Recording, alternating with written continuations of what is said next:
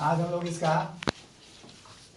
कल पार्ट 2 इस तरह से बोल सकते हैं सिटी का। इसका कल हम लोग देखे थे, क्वेश्चन नंबर 15 तक देखे थे। अभी तक बहुत चीज़ सीखने के लिए मिला। हम लोग केवल चैप्टर पढ़ रही है, चौथा चैप्टर पढ़ रहे हैं। इस चैप्टर में हम लोग क्या सीखने को मिला, फिर बता सकते हैं हम लोग क्या क्या सीखे। हम लोग अभी तक रिकॉल कर रहे हैं एक बार फिर से। बहुत कुछ सीखे, कम से कम क्या सीखे? अरे बहुत कुछ नहीं सीखे, लेकिन कम से कम जरूर कुछ सीखे। क्या सीखे? भारत का सबसे पुराना कोर्ट कौन है? तो कहता है कोर्ट। इसकी स्थापना कब हुई? 1862 में, है ना। हम ये भी सीखे कि झारखंड के प्रथम मुख्य न्यायाधीश कौन थे? विनोद कुमार गुप्ता थे। और अभी कौन है वर्तमान में? तारलोक। हाँ, अरे भारत क्यों, तो है झारखंड का बात कर रहे हैं हम। या तारलोक चिन्ह चौहान है। और भारत में कौन है? रामकृष्ण गवई है, जो कब हो जाएंगे? 23 नवंबर को रिटायर हो जाएंगे ये। उनके बाद कौन आएंगे? जस्टिस सूर्यकांत। यहाँ पढ़ा दिए हैं। और ये भी पढ़ा दिए हम, जो नहीं पढ़ा कुछ बता रहे हैं आपको, जो हमको जानकारी है। झारखंड के प्रथम गवर्नर कौन थे? श्री प्रभात कुमार। झारखंड के प्रथम राज्यपाल कौन थे? प्रभात कुमार। और झारखंड के प्रथम मुख्यमंत्री कौन थे? बाबूलाल मरांडी। याद रखिएगा, Babulal Marandi is the first CM of Jharkhand, है ना। और हम लोग क्या सीखे कि कानून जो होता है, कानून भी होता है कि क्रिमिनल, मतलब कि क्या कहते हो, क्राइम के हिसाब से कानून को भी बांटा गया दो भागों में। एक होता है फौजदारी कानून, एक होता है सिविल दीवानी कानून। यानी कि एक होता है सिविल लॉ, एक होता है क्रिमिनल लॉ। क्लियर है ये? हमें भी पढ़ा कि भारत का सबसे शीर्ष अदालत कौन सा है? Supreme court. सुप्रीम कोर्ट उस यानी कि सर्वोच्च न्यायालय, जो कहाँ स्थित है? दिल्ली में है। कब इसका गठन किया गया? 28 जनवरी 1950 को इसका गठन किया गया। हम कोई भी हम लोग ये भी पढ़ चुके हैं कि झारखंड का उच्च न्यायालय गठन कब हुआ था? 15 नवंबर 2000। उसी दिन हुआ था जिस दिन झारखंड का स्थापना दिवस है ना। अब उससे हम आगे निकल गए। ये भी क्वेश्चन क्या आप देख के बहुत ही इंपॉर्टेंट क्वेश्चन है, जिसको हम क्या बोलते हैं? एसएटी बोलते हैं, शॉर्ट आंसर टाइप। ठीक है, आप लोग के सामने बना यह क्वेश्चन है। कोई ना इसमें मोबाइल का यूज हुआ है, ओनली किताब से हेल्प से बना क्वेश्चन। ये क्वेश्चन आपके लिए बहुत इंपॉर्टेंट है, आपको नॉलेज को एनहांस करेगा। और जो भी इस वीडियो को देखेंगे, स्पेशली क्लास 8 स्टूडेंट, इस वीडियो के माध्यम से उनको भी कुछ जरूर बेनिफिट मिलेगा, है ना। तो लोग स्टार्ट करते हैं। क्वेश्चन क्या है? सुन लो, गरीब लोगों को न्यायालय में जाना मुश्किल होता क्यों? सबसे सिंपल कारण इसलिए होता है, नाम ही है गरीब लोग। गरीब लोग अगर न्यायालय में जाएगा तो घर कैसे चलेगा?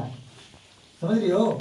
मान ली कोई दिन में मजदूरी कर रहा है, 300 रुपया कमा रहा है, 300 रुपया तो वकील ले लेगा उसको, या भाड़ा खर्चा हो जाएगा, है ना। इसलिए भारत में गरीबों लोगों के लिए कोर्ट में जाना या न्यायालय में न्यायालय का चक्कर लगाना क्या है? मुश्किल है ना। क्योंकि कानूनी प्रक्रिया में अधिक पैसा और कागजी कार्रवाई में कागजी मतलब कार्रवाई ज्यादा होता है। अब उसके चक्कर में लोग क्या दिन भर समय गुजारता है, दिन पर दिन तारीख आता है। इसलिए गरीब लोगों को कोर्ट में जाना क्या है? मुश्किल काम है, याद रखिएगा। आगे देखिए, सुप्रीम कोर्ट ने क्वेश्चन नंबर 27 से जनहित याचिका की व्यवस्था कब से की? देखिए, सुप्रीम कोर्ट ने PIL की जो व्यवस्था है 1980 के दशक से स्टार्ट कर दिया। मतलब कोई भी पब्लिक को लगता है कि मेरे साथ कुछ गलत हो रहा है या यहाँ पर ये चीज होना चाहिए, तो PIL दायर कर सकता है। कहीं भी डायरेक्ट सुप्रीम कोर्ट दायर कर दो, कहीं कोई दिक्कत नहीं, हाई कोर्ट में दायर कर दो। ये व्यवस्था है, यहाँ आम नागरिक के लिए व्यवस्था है। आगे देखिए, PIL का फुल फॉर्म क्या होता है ना। तो सत्यम बोरा के सर हटाता है IPL का, सत्यम में IPL नहीं चल रहा है। सत्यम ठीक है, IPL का भी फुल फॉर्म बता रहे हैं। IPL का फुल फॉर्म होता है इंडियन प्रीमियर लीग, एक क्रिकेट इवेंट होता है, ठीक है, जो कि it is in T20 format. लेकिन सत्यम यहाँ पर हम लोग पढ़ रहे हैं PIL। चैप्टर का नाम है न्यायपालिका। तो PIL क्या होता है? पब्लिक इंटरेस्ट लिटिगेशन, यानी कि जनहित याचिका उसको बोलेंगे, हिंदी में क्या बोलेंगे? जनहित याचिका। याद रखिएगा, स्पेलिंग के साथ पूछेंगे हम। आगे देखो, UCL यानी कि PUCL का फुल फॉर्म क्या होता है? क्वेश्चन 19 है। यानी कि PUCL होता है public union for civil liberties. याद रखिएगा, सिंपल भाषा में, public union for civil liberties. People's, हाँ, पीपुल से पब्लिक लगभग एक ही है। पीपुल्स और पब्लिक का मतलब ये होता है लोग, एक ही मीनिंग है, लोगो। याद रखना, हल्का वर्ड अलग है लेकिन मीनिंग सेम है। आगे देखिए, बहुत सारा गेहूं को क्या बोलते हैं? इसे बताइए क्लास 8 स्टूडेंट। हाँ, पम्मी, रिमझिम, सेजल, अमृता, सुप्रिया, रुखसार, पलक, पल्लवी, रूपली, सचिन, सत्यम, आकाश, बताओ गेहूं को क्या बोलते हैं? हाँ, गेहूं का स्पेलिंग पता नहीं है, वीडियो बन रहा है, बताइए क्या कहेंगे? क्या आप लोग पढ़ रहे हैं? गेहूं क्या बोलते हैं? गेहूं क्या बोलते हैं? व्हीट बोलते हैं। क्या बोलते हैं? बता भी एक के बाद, कितना बार बता चुके हैं।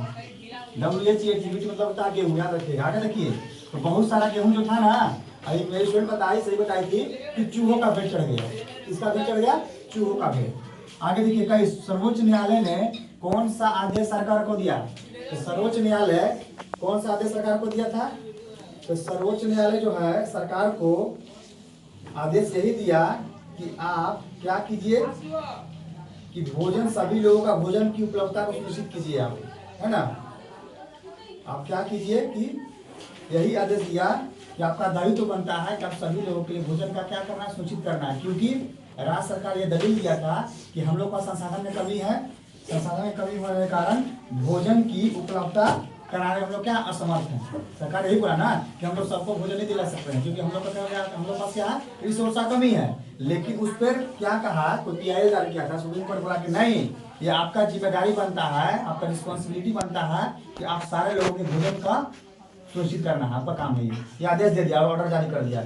आगे देखिए, जब सुप्रीम कोर्ट ऑर्डर जारी कर दिया तो भारत में कोई ऐसा व्यक्ति नहीं है उस ऑर्डर को खरीद कर सकता, कोई नहीं, नो एनीवन, नोबडी। ऑर्डर हो गया तो वो रिलीज हो गया, वो पारित हो जाएगा। आगे देखिए 22, सभी लोगों को भोजन मुहैया कराने के लिए सरकार द्वारा कौन सा कदम उठाया गया? तो देखिए, सभी लोगों को भोजन मुहैया कराने के लिए सरकार द्वारा खाद्य सुरक्षा अधिनियम 2013 एक ठोस कदम उठाया गया। क्या है बोलिएगा? खाद्य सुरक्षा अधिनियम 2013, ये खाद्य बिल बन गया, अमेंडमेंट बन गया, यही ठोस कदम था। मिड डे मील किसका परिणाम था? तो रिकॉर्ड कर चुके हैं, मिड डे मील था पब्लिक इंटरेस्ट लिटिगेशन का ही परिणाम था, यानी कि जनहित याचिका का परिणाम था।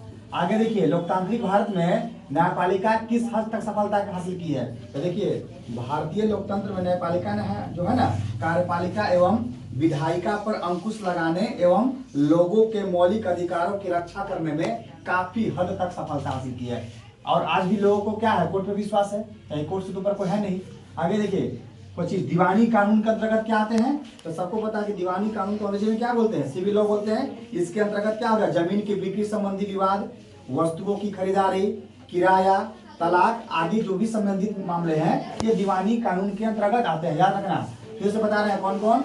जमीन की बिक्री संबंधी, वस्तुओं की खरीदारी, किराया, तलाक, ये सब जो भी मुद्दा है ना, वो किसके अंतर्गत आता है? दीवानी कानून। आगे देखिए, फौजदारी, 26 नंबर क्वेश्चन, फौजदारी कानून के अंतर्गत क्या क्या आते हैं? तो देखिए, इसके अंतर्गत क्या क्या आता है? चोरी, डकैती, दहेज प्रताड़ना, तमाशा या हत्या, है ना, मर्डर, दहेज दौरी का कोई प्रताड़ना कर रहा है, तो इसके अंतर्गत आता है। क्वेश्चन 27 देखिए, स्वतंत्र न्यायपालिका का क्या होता है? तो स्वतंत्र न्यायपालिका का अर्थ यही होता है कि विधायिका और कार्यपालिका जैसी राज्य की जो अन्य शाखाएं है ना, वो इसमें इंटरफेयर नहीं कर सकते, क्योंकि इंटरफेयर इसमें कोई नहीं करेगा।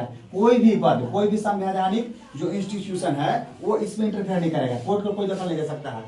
हम बताए ना, चाहे कोई है, प्रधानमंत्री है, राष्ट्रपति है, कोई भी है, या सीएम आप क्यों ना हो, आप इसमें दखल नहीं सकते कोर्ट में, क्योंकि कोर्ट क्या सबसे सर्वोपरि है। आगे देखिए, निचली अदालत यानी लोअर बेंच में सिविल मामलों को कौन देखते हैं? तो देखिए, लोअर बेंच में सिविल मामलों को देखने के लिए बहुत सारे जज होते हैं, जिसका आरोही क्रम में क्या क्या है? जूनियर सिविल जज कोर्ट होता है, प्रिंसिपल जूनियर सिविल जज कोर्ट होता है, और वरिष्ठ सिविल जज कोर्ट शामिल होता है। ठीक है, यही देखते हैं निचली अदालतों के मामले में जो भी सिविल आते हैं ना, जैसे कि सिविल में पढ़ा दिया कौन कौन कानून, जमीन संबंधी बिक्री हो गया, या क्या बोलते हैं, और क्या होता है, वस्तु की खरीदारी हो गया, या किराया हो गया, या तलाक में जो भी आता मामला, वो लोअर बेंच में जो जज होते हैं ना, बहुत सारे जज होते हैं, उसमें प्रिंसिपल जज हो गया, लोअर बेंच जज हो गया, वही इस मामलों को क्या करते हैं, देखते हैं। अब इसको क्वेश्चन को हम टिक लगा देंगे। ठीक है जुड़े।